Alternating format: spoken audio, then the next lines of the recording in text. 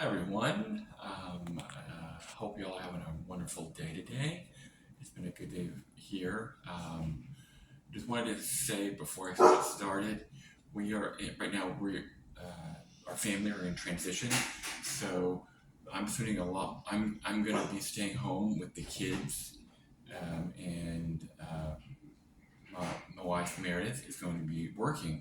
So now I'm going to be with him the bulk of the time. So I'm going to be doing the bulk of the videos. She might be here and there, but more times than not, it's going to be me.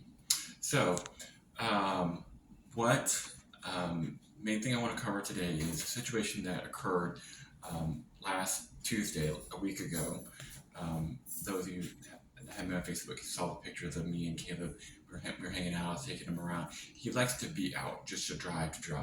So we went out, we drove through some neighborhoods. We went to Wendy's. He got a fries. I got a frosty. It was fun. And then we did some more driving. And so I wanted to end it by taking him to Walmart and getting him a play food basket. And this right here, getting him some more glue. He plays and does crafting with this, with stuff and paper and whatever. Get him this and some play food. And so I took him to Walmart. And so I'd forgotten about this. So we went to Walmart and we got there. We parked on the pharmacy side, and so we come in, and he ends up going in and going in the middle of where the checkout lines are, and he's looking at this. You have the checkout, the line where the gum and the stuff is. You have the rack here where there's different catch-all things and cheap things like chargers and this and that and this, knickknacks, cheap stuff to grab your attention. And so he's looking right here on he's walking down, and he's looking, and I'm like, what is he doing? I was like, oh yeah. And so what he's looking for was this M&M man, and this M&M man was more probably about the size, maybe about as big as this.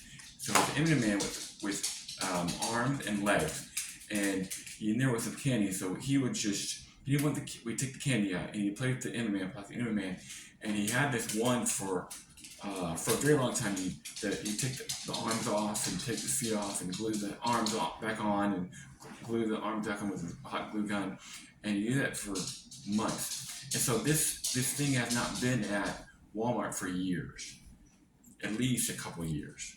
And so he still remembers it.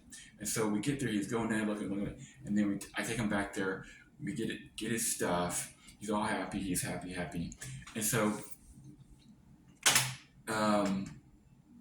then we're coming back through. I go to the U-scan on the side that we're checking out, and so I get all, he sees that I paid everything, and he's sitting there, and so we go around here, we stop, and he's going forward, and so I'm going to grab the stuff out, and we're going to turn around and go out. No, he pushes the cart. He's pushing the cart. I'm like, is there where we need to go? Is there anything else we need? What's going on? And so he starts to push the cart, and he starts going back down. And like, what is he doing? Because when I'm with him, my mind is on the moment, not on what was happening before. I have to be on the moment, because the moment is what matters. And so I had forgotten about earlier. And so we're walking down. I was like, the M&M man. Oh no. He wants the M&M man where we need to leave. And so we're walking down and going slowly.